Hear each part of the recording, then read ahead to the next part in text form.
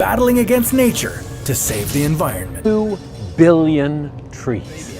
$50 billion, planting 10 billion trees in the desert. Ursula von der Leyen has vowed to put the climate ambitious tree planting project. L'obiettivo è di piantarne 3 milioni da qui al 2030. Working together to accelerate action. This is the critical fight. they're trying to do something. They're trying to offer a solution to the damaging effects of On a climate good change. day, you might plant 2,000 trees in a 10-hour shift.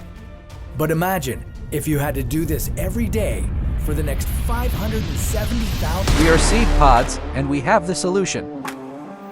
Tree planting drones, for example, can plant up to 100,000 trees a day, the equivalent of about 50 veteran tree planters.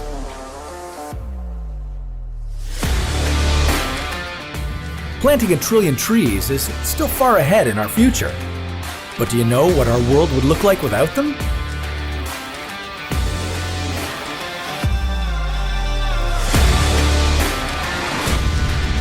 It's time to bring out the big guns in this battle for our planet.